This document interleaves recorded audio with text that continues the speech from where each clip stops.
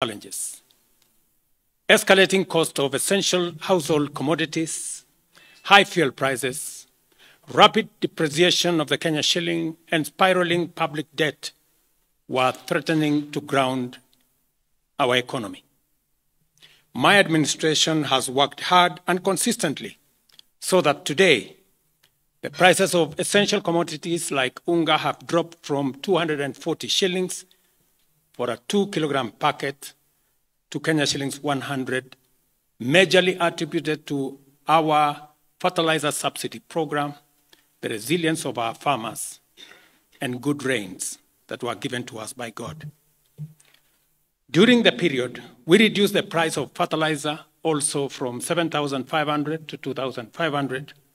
Petrol prices have come down from a high of 217 to now 187 a litre. The shilling has strengthened against the dollar from a high of 165 to now 127, 128. We have made significant progress in pulling the nation back from the brink of debt distress. Our debt situation is better managed, and our budget now has space for investment and in programs aimed at easing the hardship on vulnerable people and creating opportunities for our young people. Our GDP grew by 5.6% last year, ranking Kenya among the 27 fastest growing economies in the world. Our inflation figures have fallen from a high of 9 and 8 in May last year to 5% in April this year. It is instructive for the nation to know that for every 100 shillings we collect as taxes, we spend 61 shillings in debt service. We have paid Kenya's Eurobond debt that was borrowed in 2014 of $2 billion that has been hanging around our neck. We paid the last installment of $500 million last week. Today, Kenya's debt burden is much less, more sustainable, and we are on course to redeem our country from the discomfort of debt and assert our sovereignty. Early this year, Treasury had proposed a budget of 4.18 trillion. I did direct that it be reduced by 200 billion to come down to 3.99 trillion. The Finance Bill 2024, generated to actualize this budget, underwent public participation, which resulted to concessions by which we agreed to drop proposals on VAT on bread, motor vehicle circulation tax, VAT on locally manufactured diapers and sanitary pads, as well as excise duty on money transfer services, among others. The additional tax measures we had proposed in this year's finance bill were to raise money in the tune of 346 billion. When the concessions were made, subsequent to public participation that was undertaken by Parliament, that came down to 200 billion. I had made this proposal taking into account our situation and the priorities that are there. I want to thank the members of Parliament seated behind me and those who voted yes for identifying the priority areas of our nation. Because when I made the proposals to Parliament with my cabinet, we had certain critical priorities for the nation. Number one is our agriculture. We did make recommendation, and part of the money we were going to raise from the finance bill was 10 billion shillings that will go to fertilizer subsidy, 18 billion shillings that would go to making sure that junior secondary school teachers, 46 of them, 46,000 of them would be confirmed on permanent and pensionable basis. We are very clear in our minds that education, being the greatest equalizer, no child in Kenya should go to a school where there is no teacher or where there are no adequate teachers. It is because of that reason that in this finance bill also, we had committed to hire an extra 20,000 teachers. We also had envisioned, because of the program of last mile connectivity to homes, especially in rural areas, we had committed 14.5 billion shillings, 50 million for every constituency for the last mile connectivity. Because we realize that there are many people who today cannot go to hospital because they cannot afford, because they have no health insurance.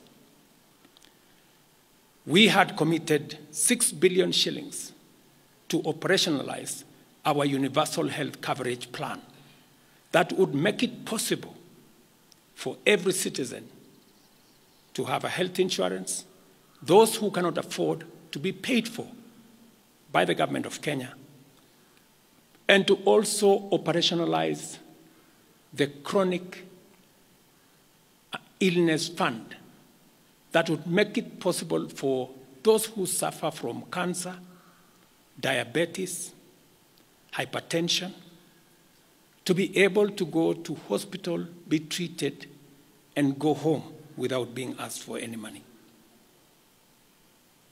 We also had planned to put in money for our coffee farmers to retire the heavy debts that are bedeviling our coffee farmers. We also had allocated money for our sugarcane farmers to make sure that our sugarcane farmers get out of the debts that they're in. We had also committed to our milk farmers 2 billion shillings to make sure that every farmer is paid a minimum of 50 shillings per litre to make sure that these farmers, very hard-working citizens of our nation, get a fair return for their hard work and for feeding our nation.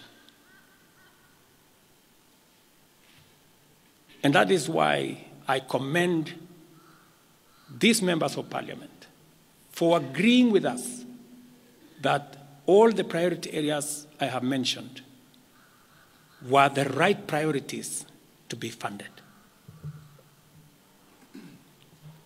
And by so doing, they supported the proposal to incorporate also the views of the people. These members of parliament came back to us after they went to listen to the people of Kenya. And they came back and reduced the budget on their own by 146 billion shillings. Notwithstanding all these concessions, it has become evident that members of the public still insist on the need for us to make more concessions. And because I run a government but I also lead people. And the people have spoken. I am grateful to all the members of the National Assembly who voted yesterday affirmatively for the Finance Bill 2024 as amended on the floor of the House to incorporate the views generated through public participation. And following the passage of the bill, the country witnessed widespread expression of dissatisfaction with the bill as passed, regrettably resulting in the loss of life, destruction of property, and desecration of constitutional institutions. On my own behalf, and on behalf of these members and many other Kenyans, I send my condolences to the families of those who lost their loved ones in this very unfortunate manner. Consequently, having reflected on the continuing conversation around the content of the Finance Bill 2024, and listening keenly to the people of Kenya who have said loudly that they want nothing to do with this Finance Bill 2024, I concede, and therefore I will not sign the 2024 Finance Bill, and it shall subsequently be withdrawn, and I have agreed with these members that that becomes our collective position.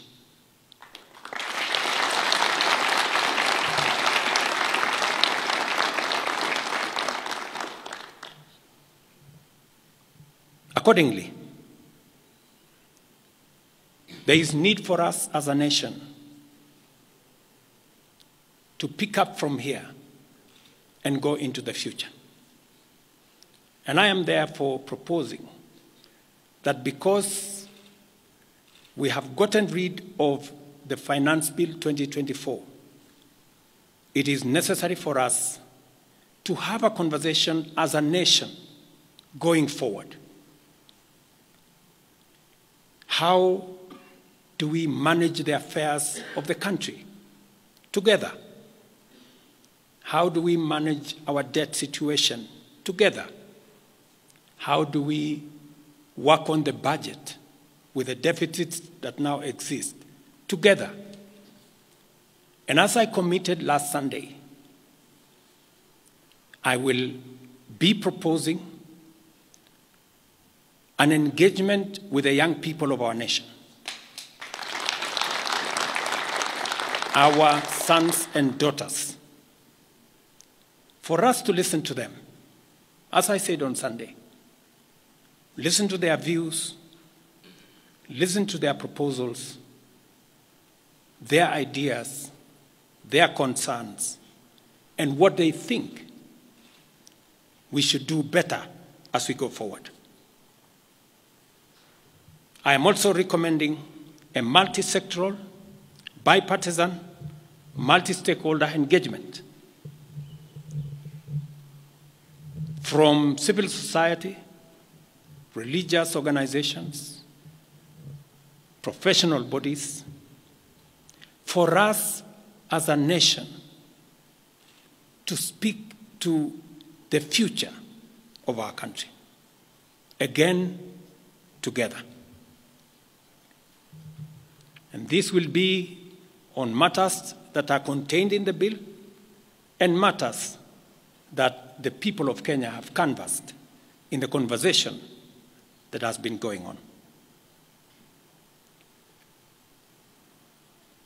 In this regard as well, I am directing for immediate further austerity measures to reduce expenditure, starting with the Office of the President, the entire presidency, and extending to the entire executive arm of government.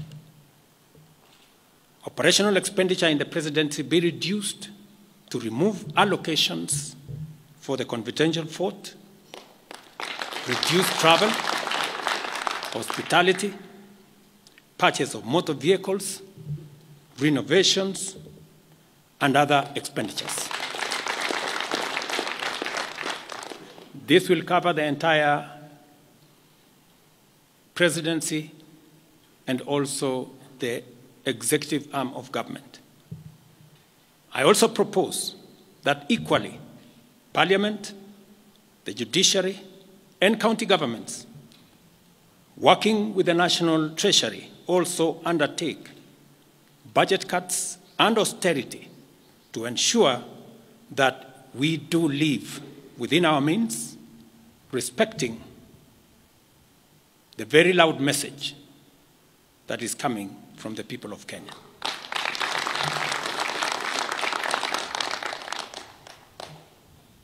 And let me confirm that I have discussed with many stakeholders. I will be meeting some of them shortly after this meeting on charting a way forward that makes sure that we carry the whole nation in this very important journey as we go into the future as a country. Let me also confirm that as we deal with austerity, the loud message on dealing firmly, decisively, and expeditiously with corruption is a matter that we have discussed and we have agreed that it will take the front banner as we go into the future.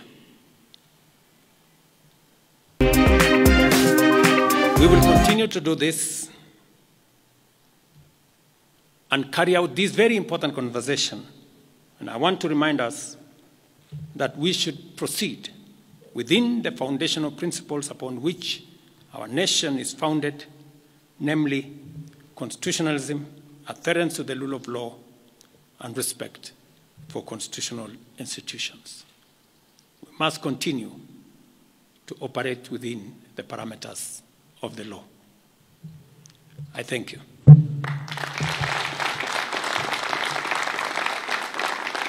I will take a few questions, 3 questions to be specific. Thank you, Your Excellency. And the first question will start with Elizabeth Mutuku from TV47. Good evening. My question is on young leaders from the Gen Z generation who were abducted yesterday and the day before yesterday. What happens to that? Second, there were young people who were killed during the demonstrations. What do you speak of that as the head of state? Thirdly, how do we move forward on the budget cuts, especially now that you've said that we're going to have austerity measures, yes, but how then do we secure development? Thank you very much. Please. No, it's okay. So I have said young people, 6 to be exact, 6 people yesterday lost their lives. Very unfortunately, they shouldn't have lost their lives. And I have said it is a very unfortunate situation. I wish that would not have happened. And there is a framework that will make sure that those 6 Kenyans who died yesterday will be accounted for. Number 2, I did promise the country that there will be no extrajudicial killings going forward. And ever since I came into office, there is not one incident of extrajudicial killing. What you said about abduction are statements that were attributed to some of our civil society groups, but all the people they mentioned have since been found in police custody and those that were already processed were already released. On the matter of development that you have said, minus the finance bill, it means that some of the development programs amounting to 200 billion shillings, we will have to cut down, to delay them. They will have to wait, some of them, for next year. We will try it again. We will try next year to find some money. Some of them we will have to cancel, because that's the nature of things. And it is because the people of Kenya have spoken loudly that they want a leaner budget for us as a country. Question number 2. We'll take the next question from Busara, K24. Naam, swali langu la kwanza ni wazi kwamba matumaini ya vijana wa Gen Z na baadhi ya Wakenya kwa wabunge yamepungua kabisa ama hata yamepotea. Kwa hivyo kama rais unachukua hatua gani kuhakikisha kwamba tunawahusisha vijana katika maamuzi muhimu hasa katika masuala ambayo yanalenga taifa ama ujenzi wa taifa? Swali lingine, je, utahakikisha vipi uwazi katika mpango wako wa kupunguza matumizi serikalini? Maana yake umesema kwamba kuna austerity measures. Je, kutakuwa na transparency? Na swali la mwisho, ningependa kujua kama pengine kutakuwa na fidia kwa wale ambao walifariki ama hususan kwa familia kwa wale ambao walifariki hapo jana, na je, serikali itasimamia malipo ya wale ambao hospitalini hivi sasa wanapokea matibabu kutokana na majeraha waliopata hapo jana? Asante. Thank you very much. About 214 Kenyans were involved in various skirmishes, and many of them went to hospital. 95 of them were treated and released. Some of them, I think one is still in ICU, and others, I think 14, the minister is here, are still in hospital. But majority of them were treated and released yesterday. As I have told you, on those who lost their lives, there will be a mechanism of how they will be accounted for. On the young people whom you have said, how do we listen to them? Let me say the following. Number one, I did make a very clear, determined program to create opportunities for young people to work. It was in our manifesto. It is in my plan. As I talk to you, 3 of the programs are going on. The housing program today has 160,000 young people working as engineers, as architects, as quantity surveyors, plumbers, masons, carpenters, artisans, transporters, accountants.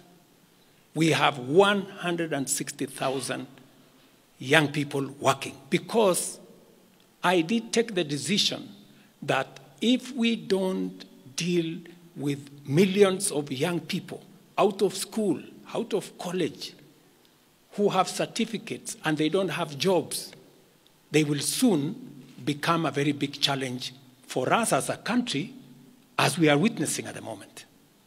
All the young people you see, they are looking for opportunity. They are looking for jobs.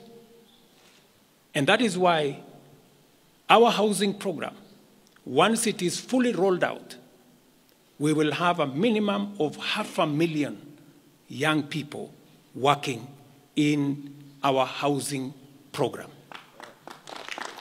Number 2, I have been very clear on making sure that additional to our housing program is our digital infrastructure, the digital superhighway, the digital hubs, and the whole ecosystem of what we are doing in creating digital jobs.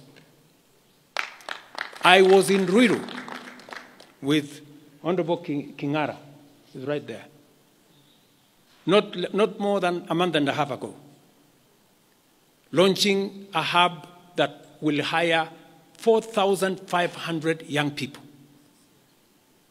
under CCI.